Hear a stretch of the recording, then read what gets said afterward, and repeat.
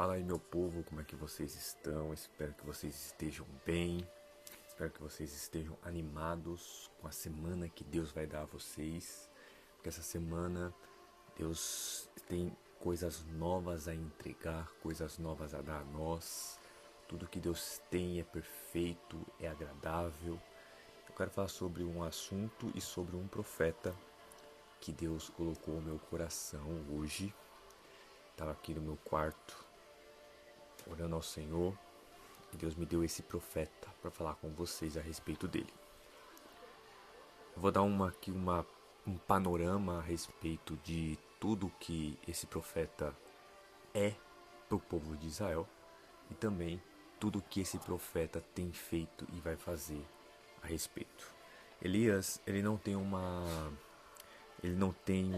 genealogia a respeito de Elias. Elias é o único homem que não fala nada sobre ele a respeito de genealogia, de esposa, de pai, de mãe.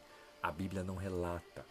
A Bíblia não traz nenhum tipo de comentário ou nenhum tipo de geração sobre Elias. Elias é um homem que a gente olha para ele e vê que ele não tem. Ele não tem uma geração registrada no livro, ele não tem a geração registrada aqui nas Escrituras Sagradas. A história de Elias começa no capítulo 1, no capítulo 17 de Reis, Primeira de Reis. Do nada ele aparece na história. Mas Elias é um cara que veio de Tisbe. Tisbita Elias, morador de Gileade. Ele morava em Gileade. A única coisa que a gente sabe é que ele morava em Gileade. Só. Mais nada. E que ele estava perante a face do Senhor. Então, Elias não tem outra informação de Elias a não ser essa. Essa é a única informação que eu tenho de Elias para dar a respeito dele. Ele é esse homem que ninguém fala, quase ninguém expressa dele. Vai mencionar Elias lá em Tiago. Então, a única coisa que a gente sabe é que ele profetizou 3 anos e meio de seca.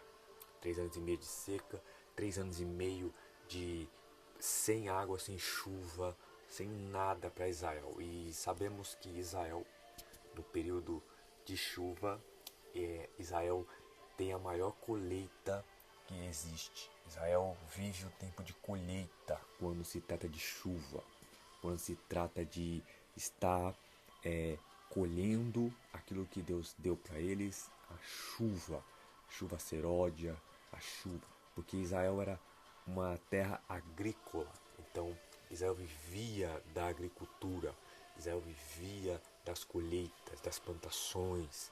Por isso que Elias profetiza para Jezabel e Acabe que não iria chover, como um juízo. Deus estava dando um juízo para Elias e para Acabe. Deus estava trazendo um juízo para essa terra. Deus estava trazendo um juízo. Por mais que Jezabel e Acabe, o reino era muito próspero, mas eles comandavam a nação de Israel de um jeito ruim, de uma forma totalmente contrária à de Deus. Então eles levantaram os profetas de Baal, eles levantaram adoração a Baal, eles acreditavam no Deus Baal, o Deus da fertilidade, o Deus de todos aqueles deuses que tinha em Israel. Acabe e Jezabel serviram a Deus Baal. Então assim, por isso que Elias vem e dá essa palavra que não vai chover, não irá chover. Muitos dizem que Elias usou uma palavra dele mesmo. Não. A Bíblia vai dizer no verso 1 ainda que Elias vivia. Ele diz, vive cuja face eu vivo. Cuja face ele vive. Ele vivia diante do Senhor. Ele vivia perante a face do Senhor. Elias não falou uma palavra dele. Não falou uma palavra que veio do homem. Porque a Bíblia vai dizer que nenhuma palavra é vinda do homem, mas toda palavra é inspirada pelo Espírito ao homem. Então, nós temos aqui um profeta que não falou dele, mas falou a partir de Deus. Deus usou Elias, Deus usou esse homem, Deus usou esse homem que não tem uma genealogia falando quem é mãe, quem é pai, quem é irmão. Não se fala de Elias quase somente aqui, a partir do verso 17 do livro de Reis. Elias era um profeta, Elias se vestia como profeta, andava como profeta, Elias vivia como um profeta, Elias era o profeta em Israel naquela época. Elias criou escolas, Elias criou várias coisas a respeito de Israel. Então, temos aqui um homem chamado Elias. Elias é esse homem profeta. E ainda no capítulo 17, ainda nesse capítulo, vamos ter aqui Elias saindo do Querite, Elias saindo do ribeiro de Querite e descendo a Sarepta, que é de Sidom. Lá tinha uma viúva esperando ele para sustentá-lo. Porque todo profeta, abrindo um parênteses aqui, todo profeta que profetiza, ele vai viver aquilo que ele profetizou. Por quê? Deus não vai arrancar o profeta de viver o que ele profetizou. Deus não vai arrancar o profeta daquilo que ele profetizou. Elias profetizou a seca, mas ele está vivendo a seca. Elias profetizou que não vai chover, mas também não vai chover para Elias, como também não vai chover para o povo. Mas Deus é um Deus que sustenta profetas. Deus é um Deus que não deixa profeta passar necessidade. Se você é um profeta, se Deus te chamou como um profeta, você não vai passar necessidade. Deus manda corvo, Deus manda você descer para casa da viúva. Deus é um Deus que sustenta o profeta em meio à seca. Se você está profetizando algo, você vai viver esse algo que você profetizou, mas Deus vai te sustentar. Se prepare para o sustento de Deus. Ele foi até a Sarepta, que é de Sidom. Lá tinha uma viúva. E, falando um pouco das viúvas em Israel, as mulheres, elas dependiam do seu marido. As mulheres, elas dependiam do marido para poder ser sustentada. As mulheres dependiam do marido para ter o sustento diário da casa, porque quem saía para trabalhar eram os maridos e não as mulheres. Então, quando se fala de viuvez na Bíblia, fala de uma necessidade. Uma mulher que vivia em necessidade, uma mulher que não tinha o seu sustento mais, a sua fortaleza mais, aquele que era o provedor da casa. Ou seja, não tinha mais o seu marido como provedor da casa, não tinha mais o seu marido como alguém que o auxilia na sua provisão.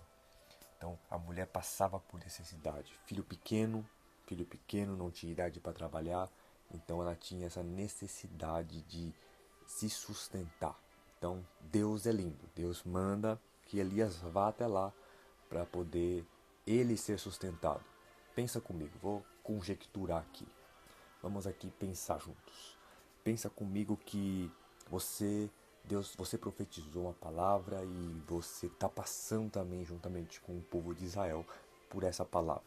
Você está lá, está passando, ou na sua cidade, onde você mora, no seu país. Você está passando por essa necessidade. E lá, Deus manda você ir para a casa de uma mulher que também não tem o que comer, não tem o que vestir, não tem aonde repousar a sua cabeça. E lá ela tem um filho pequeno que ela precisa sustentar. E aí você bate a porta dela e vai lá e fala assim: faz um pão para mim aí. Faz um pão para mim e me dê para mim comer. Depois faça para você e para o seu filho. A palavra aqui é a seguinte: Elias vai até ela e ela está pronta. Ela já tem uma palavra pronta, ela já tem um decreto pronto. Vamos ler? 1 de Reis, capítulo 17, verso de número 12. Olha o que ela disse. Ela, porém, disse: vive o Senhor teu Deus, que nenhum bolo tenho, senão somente um punhado de farinha numa panela e pouco de azeite numa botija. E vês aqui, apanhei 2 gravetos, e vou prepará-lo para mim, para o meu filho, para que comamos e morramos. Ela já tinha um decreto na mente dela, mas ela não imaginava que o profeta iria lá liberar uma palavra sobre a casa dela.